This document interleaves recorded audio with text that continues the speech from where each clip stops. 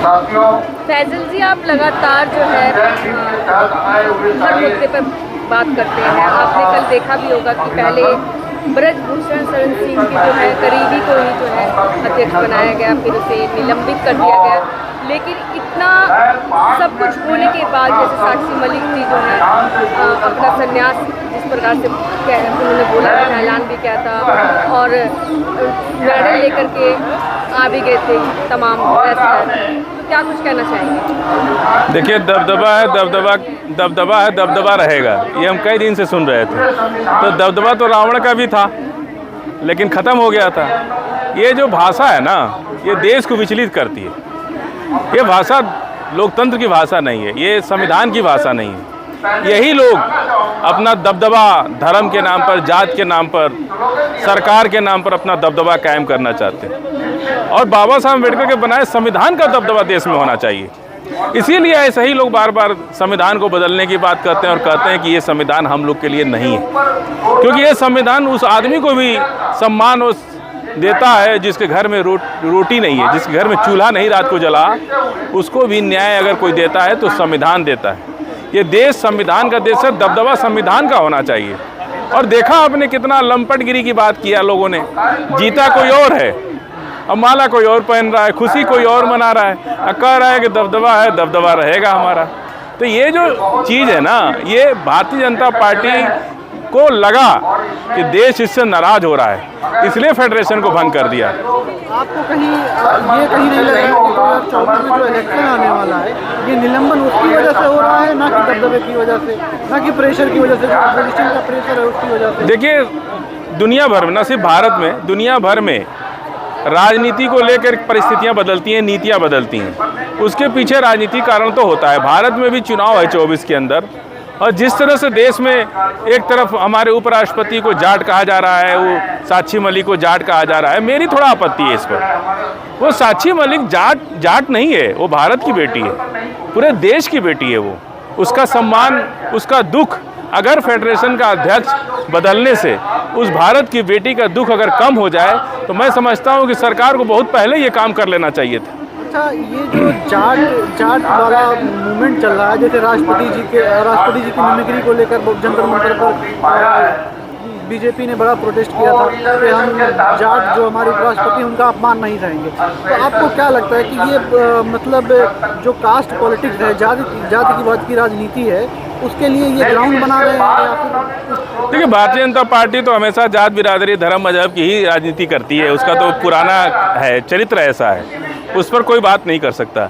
लेकिन एक बात बताइए कि जब धनखड़ साहब सार्वजनिक जीवन में हमेशा एक दूसरे के साथ जब इंसान जीवन में रहता है तो उसके बारे में कुछ न कुछ करता है। सुषमा स्वराज ने शरद पवार साहब को पार्लियामेंट में कहा था कि ऐसा बोलते हैं जैसे लगता है कि ललिता पवार बोल रहे हैं, तो शरद पवार साहब तो कभी नहीं बोले।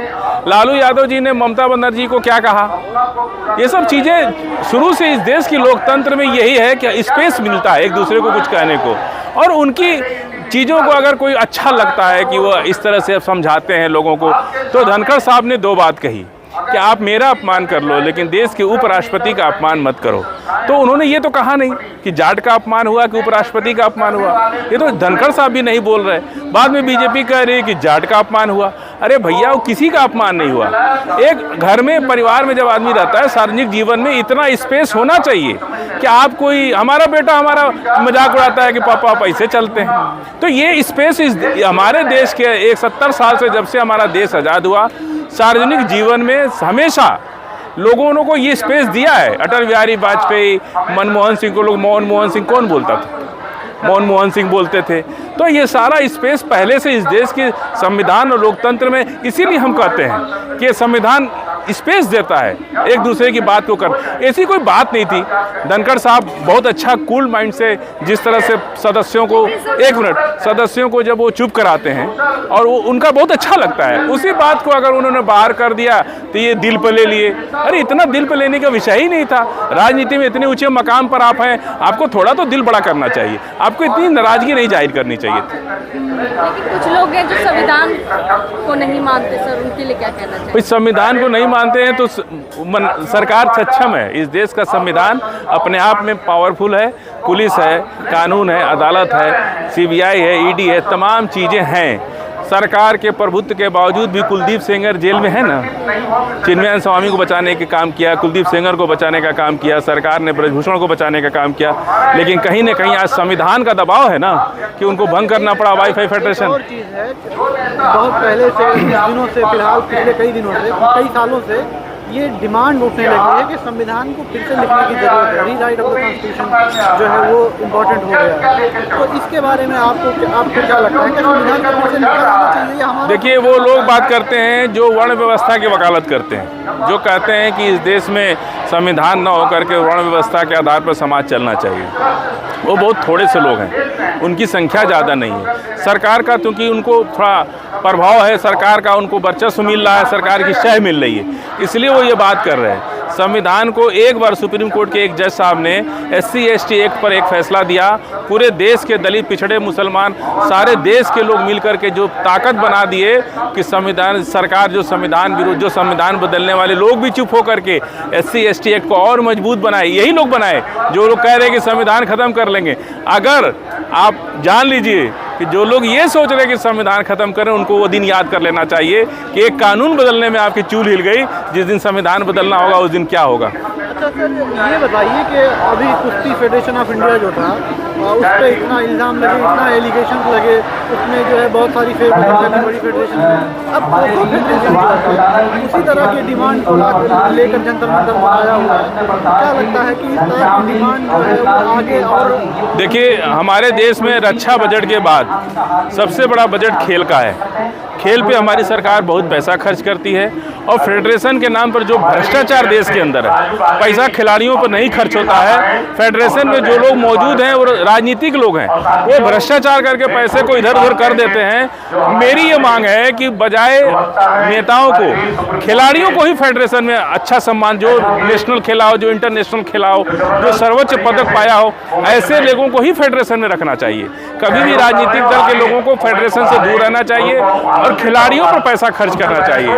फेडरेशन पर बड़ी बड़ी मीटिंगें करते हैं, 5 स्टार होटलों में बड़ा पैसा खर्च करते हैं, ये सब चीज़ें बंद होनी चाहिए देश के अंदर। और खिलाड़ियों को जब ये जो आप कह रहे हैं, ये कहीं ना कहीं सिलेक्टिविज्म का इशारा है कि लोगों को फेडरेशन का मेंबर बनना चाहिए। ये ठीक बात नहीं है, डेमोक्रेसी के खिलाफ, डेमोक्रेसी की स्पिरिट। इसमें डेमोक्रेसी कहाँ आती है?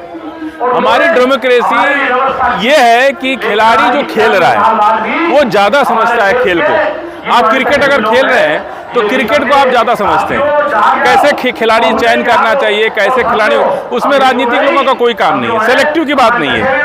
खेल को हमेशा खिलाड़ियों तक ही सीमित रखना चाहिए और खेल के साथ कोई राजनीति नहीं करना चाहिए और खिलाड़ियों के साथ कोई राजनीति नहीं। लेकिन खेल को भी जहाँ धर्म, मजहब, चश्मा से देखने लगा जाए, ये गलत है। खेल हमारे देश के युवा हैं, दुनिया में जा करके बड़ी मेहनत करके, साक्षी मलिक क्या रात को 100 का मेडल पाई है, पूरी दुनिया को हरा करके मेडल लाई है, उसका सम्मान होना चाहिए। अगर वो कुछ ज़रूरत से ज़्यादा डिमांड करती है तो उसको भी मानना चाहिए। जब मेडल जीत के आते तो प्रधानमंत्री जी साथ में खाना खाते होंगे, वो तो अच्छी बात है, प्रधानमंत्री, हाँ बिल्कुल अच्छी बात है। बाद में पूछते नहीं है। ये इसी की तो लड़ाई है ना, यही दोहरा चरित्र जो है, इसी दोहरे चरित्र की बात है। जनता के सामने आ रहा है तो क्यों फेडरेशन को भंग क्यों किया? भंग इसीलिए किया ना कहीं जब बात उन तक पहुंची तो उन्होंने कहा कि भाई अब जनता में जवाब क्या, दुनिया में जवाब, सिर्फ भारत में नहीं पूरी दुनिया को जवाब देना पड़ेगा। कौन देगा? प्रधानमंत्री जी को देना पड़ेगा। वहाँ ब्रजभूषण नहीं जाएंगे दुबई या अमेरिका, लंदन, वहाँ लोग पूछेंगे कि आप तो पहलवानों को ऐसा कर दिए, गोल्ड मेडलिस्ट को ऐसा कर दिए, जवाब मोदी जी देंगे ना।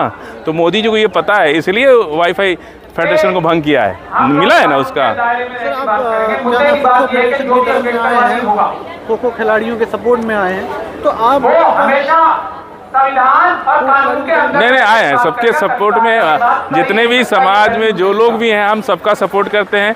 मैं जंतर मंतर पर आता रहता हूँ, यह क्रांतिकारियों का मेला लगता है यहाँ, ये कुंभ मेला है क्रांतिकारियों का।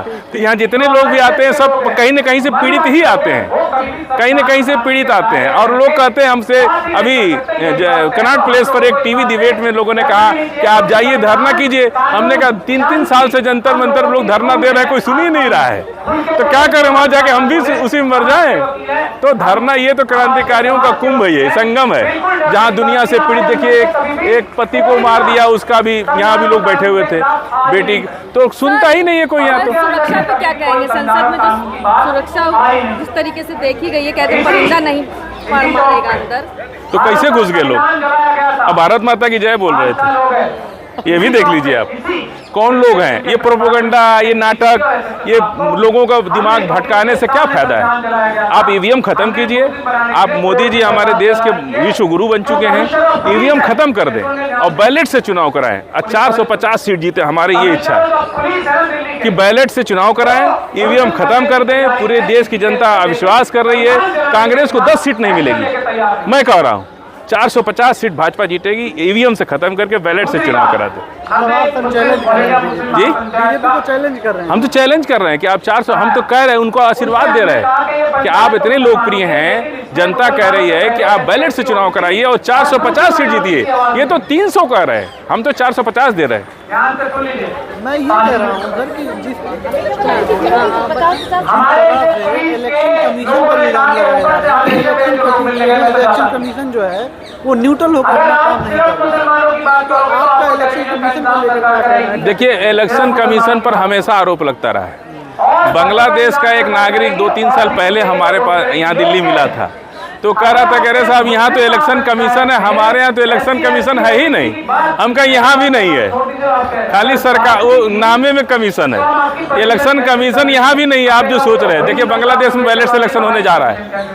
बांग्लादेश में बैलेट से, आज पूरी दुनिया में भारत को छोड़ के कहीं ईवीएम से इलेक्शन नहीं हो रहा है।